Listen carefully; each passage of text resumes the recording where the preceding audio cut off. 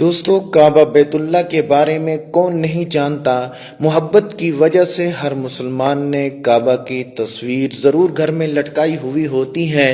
دوستو، میں آپ کو آج کعبہ کے بارے میں 10 ایسی باتیں بتاؤں گا جنہیں شاید آپ نے پہلے کبھی نہیں سنا ہوگا۔ دوستو، خانہ کعبہ مکہ کے پہاڑوں میں ڈھلوان والی جگہوں میں موجود ہے، جس کی وجہ سے جب بھی بارش ہوا کرتی تھی تو وادی میں سیلاب آ جایا کرتا تھا اور خانہ کعبہ کے چاروں طرف پانی اکٹھا ہو جایا کرتا تھا، اور اس وقت اس پانی کی نکاسی کے کوئی خاص اسباب نہ تھے، لیکن مسلمان اس وقت بھی خانہ کعبہ کا طواف کیا کرتے تھے اور تیراکی کر کے طواف کرتے تھے۔ کئی سالوں تک لوگ یہ اندازہ لگاتے رہے کہ خانہ کعبہ اندر سے کیسا نظر آتا ہے۔ وہ لوگ بڑے خوش نصیب ہیں جن کو خانہ کعبہ کے اندر داخل ہونے کی سعادت حاصل ہوئی، اور ایک خوش نصیب اور بھی ہے جس کو خانہ کعبہ کے اندر کی تصویر لینے کی سعادت حاصل ہوئی۔ پھر لاکھوں کروڑوں لوگوں نے یہ تصویر آن لائن دیکھی اور انڈین لوگوں کے وہم بھی دور ہو گئے جو یہ کہتے تھے کہ ہمارے دیوتا کی مورتی اندر رکھی ہوئی ہے۔ دوستو، خانہ کعبہ کا اندرونی حصہ ماربل اور ہرے رنگ کے کپڑے سے ڈھکا ہوا ہے۔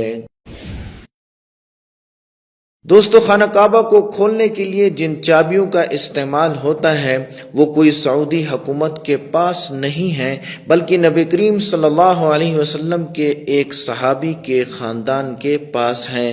فتح مکہ کے بعد پیارے نبی صلی اللہ علیہ وسلم نے خانہ کعبہ کی چابیاں سونپ دی تھیں۔ پیارے نبی صلی اللہ علیہ وسلم نے یہ چابیاں اپنے پاس رکھنے کی بجائے بنی شیبہ خاندان کے عثمان بن طلحہ کو دے دی تھیں۔ اس وقت سے لے کر آج تک خانہ کعبہ کی چابیاں حضرت عثمان بن طلحہ رضی اللہ تعالی عنہ کے خاندان کے پاس ہی ہیں۔ پیارے نبی صلی اللہ علیہ وسلم کے فرمان کے مطابق یہ چابیاں قیامت تک انہی کے پاس رہیں گی۔ حضور صلی اللہ علیہ وسلم نے فرمایا تھا کہ اے بنی طلحہ، یہ چابیاں روز قیامت تک تیری تحویل میں رہیں گی، سوائے اس کے کہ وہ زور زبردستی غیر اخلاقی طریقے سے چھین لے جائیں، لیکن وہ شخص ظالم ہوگا۔ کیا آپ کو معلوم ہے خانہ کعبہ کی تعداد 2 ہے؟ خانہ کعبہ کے بالکل اوپر آسمانوں میں ایک کعبہ اور بھی ہے جسے حدیث پاک میں بیت المعمور کہا گیا ہے۔ نبی کریم صلی اللہ علیہ وسلم نے معراج کا واقعہ سناتے ہوئے فرمایا کہ جب مجھے بیت المعمور دکھایا گیا تو میں نے اس کے بارے میں حضرت جبریل علیہ السلام سے پوچھا تو انہوں نے فرمایا یہ بیت المعمور ہے جہاں روزانہ 70,000 فرشتے اللہ کی عبادت یعنی طواف کرتے ہیں، اور جب وہ یہاں سے چلے جاتے ہیں کبھی واپس بھی نہیں آتے، مطلب ہر دن ایک نیا دستہ یہاں آتا ہے۔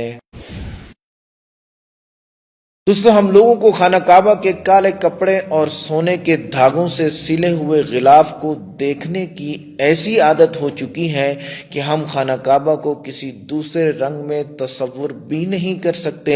مگر کیا آپ کو پتہ ہے پہلے خانہ کعبہ پر مختلف رنگوں کے کپڑے بھی پہنائے جاتے تھے، جن میں ہرا، سبز، لال اور سفید رنگ شامل ہے۔ جس کپڑے سے خانہ کعبہ کو کور کیا جاتا ہے اسے کسوہ کہتے ہیں۔ یہ کپڑا خالص ریشم کا بنا ہوتا ہے۔ اس پر قرآن پاک کی کئی آیتیں سونے کے دھاگے سے لکھی ہوئی ہوتی ہیں۔ ہر سال حج کے دوران 9 ذی الحجہ کی فجر کی نماز کے بعد غلاف کعبہ کو چینج کیا جاتا ہے۔ ہر سال غلاف کعبہ پر $60 ملین یعنی 9 کروڑ 30 لاکھ کے لگ بھگ خرچہ آتا ہے جو کہ سعودی حکومت خرچ کرتی ہے۔ دوستو، کعبہ کعب کا عرض ہوا کرتا ہے یعنی چوکور۔ حضرت ابراہیم علیہ السلام کے وقت کعبے کا ایک حصہ گول ہوا کرتا تھا جسے آج ہم حتیم کہتے ہیں۔ حتیم کعبے کا ہی حصہ ہے۔ آج آپ دیکھتے ہوں گے کہ طواف کرنے والے لوگ حتیم سے باہر سے ہی طواف کرتے ہیں۔ دراصل ظہور نبوت سے پہلے جب قریش نے کعبہ کی تعمیر کی تھی تب وہ حلال مال اکٹھا کرنے میں ناکام ہو گئے تھے اور وسائل کی کمی کی وجہ سے انہوں نے کعبے کے اس حصے کو چھوڑ دیا تھا۔ دوستو، آپ نے کبھی غور کیا ہے کہ حجر اسود ہمیشہ چاندی کے کوچ میں ہی کیوں گھرا رہتا ہے؟ کچھ لوگوں کا کہنا ہے کہ دشمن کی فوج کی طرف سے پتھر کے لگنے کی وجہ سے ٹوٹ گیا تھا جب وہ دشمن مکہ پر قابض تھے۔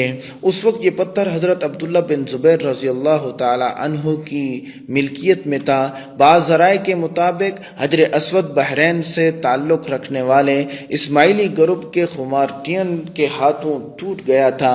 ان لوگوں کا گمان یہ تھا کہ حج ایک توہین پرستی والا عمل ہے۔ اپنی بات کو ثابت کرنے کے لیے ان لوگوں نے 10,000 حجاج کرام کو مار ڈالا، ان کے جسموں کو اب زمزم کے کنویں میں پھینک دیا تھا۔ یہ غیر مناسب عمل کافی نہیں تھا کہ لوگ حجر اسود کو مشرق میں لے گئے، پھر عراق کے شہر کوفہ میں لے گئے، اس کے بدلے میں وہاں پیسے دیے گئے اور ان کو مجبور کیا گیا کہ یہ پتھر خلیفہ وقت کو واپس کر دیں۔ جب یہ واپس کیا گیا تب یہ ٹکڑوں میں تھا۔ تب سے جوڑنے کا ایک ہی طریقہ سمجھ میں آیا کہ اس کو چاندی کے سانچے میں رکھا جائے۔ کچھ لوگوں کے مطابق اس مقدس پتھر کے ٹکڑے آج بھی کہیں گم ہیں۔ دوستو، کیا آپ کو پتا ہے کہ خانہ کعبہ میں پہلے 2 دروازے ہوا کرتے تھے؟ ایک خانہ کعبہ میں داخل ہونے کے لیے اور دوسرا باہر نکلنے کے لیے، اور ایک کھڑکی بھی ہوا کرتی تھی، مگر خانہ کعبہ میں صرف ایک ہی دروازہ رکھا گیا ہے، اور یہ دروازہ 1979 یعنی 1979 میں لگ بھگ 300 کلو سونے سے بنایا گیا تھا۔ اس سے پہلے یہ دروازہ چاندی کا ہوا کرتا تھا اور جو پہلے کھڑکی ہوا کرتی تھی اس کو بھی ہٹا دیا گیا تھا۔ دوستو، نبی کریم صلی اللہ علیہ وسلم کے زمانے میں کوئی بھی مسلمان خانہ کعبہ میں آ جا سکتا تھا اور عبادت کر سکتا تھا۔ خانہ کعبہ ہفتے میں 2 بار کھولا جاتا تھا، مگر آج کے زمانے میں مسلمانوں کی تعداد اور دیگر وجوہات کی بنا پر خانہ کعبہ کو سال میں صرف 2 مرتبہ کھولا جاتا ہے۔ اس میں بھی اعلیٰ شخصیات اور خاص مہمان ہی خانہ کعبہ میں جا سکتے ہیں۔ دوستو، خانہ کعبہ کو کب، کیسے اور کیوں تعمیر کیا گیا؟ آج ہم جب اسے دیکھتے ہیں وہ ہمیشہ تو ایسے نہیں تھا۔ قدرتی آفات اور وجوہات کی وجہ سے خانہ کعبہ کی تعمیر کی ضرورت پڑتی رہی۔ دوستو، ہم میں سے اکثر لوگ سوچتے ہیں کہ کعبہ کی تعمیر سب سے پہلے حضرت ابراہیم علیہ السلام اور ان کے بیٹے حضرت اسماعیل علیہ السلام نے کی، مگر ایسا نہیں۔ روایات میں آتا ہے کہ اللہ نے جب حضرت آدم علیہ السلام کو زمین پر بھیجا تب حضرت آدم علیہ السلام نے اللہ کے حکم سے خانہ کعبہ کو تعمیر کیا اور مختلف پہاڑوں سے پتھر لا کر کعبہ کی بنیاد رکھی۔ اس کے ہزاروں سال بعد جب حضرت نوح علیہ السلام کے دور مبارک میں جب طوفان نوح آیا تب خانہ کعبہ طوفان کی وجہ سے بہہ گیا، مگر کعبے کی بنیاد بچی رہی۔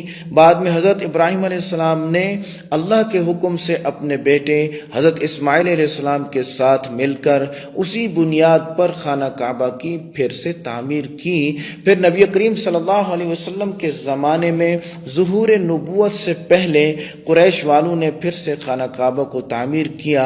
قریش کے لوگ اکثر حرام طریقے سے پیسے کمایا کرتے تھے، مگر انہوں نے قسم کھائی تھی کہ کعبہ کی تعمیر صرف حلال پیسے سے کریں گے، مگر وہ پوری طرح سے کامیاب نہ ہو سکے اور وسائل کی کمی کی وجہ سے کعبے کا کام ادھورا ہی رہ گیا۔ اس کے بعد جو تعمیر ہوئی وہ سیدنا عبداللہ ابن زبیر رضی اللہ تعالی عنہ کے دور میں ہوئی۔ پھر آخری بار عبد الملک بن مروان کے کہنے پر حجاج بن یوسف نے قریش کے بنائے ہوئے کعبہ کو گرا دیا اور اسی بنیاد پر پھر سے خانہ کعبہ کو تعمیر کیا، اور آج خانہ کعبہ ہم دیکھ رہے ہیں وہ اسی وقت سے تعمیر کیا ہوا ہے۔ اگر یہ ویڈیو آپ کو پسند پسند آئی ہو تو اس کو لائک ضرور کریں اور اس کو شیئر کریں اور ہمارا چینل سبسکرائب کریں۔ جو تعمیر ہوئی وہ سیدنا عبداللہ ابن زبیر رضی اللہ تعالیٰ عنہ کے دور میں ہوئی، پھر آخری بار عبد الملک بن مروان کے کہنے پر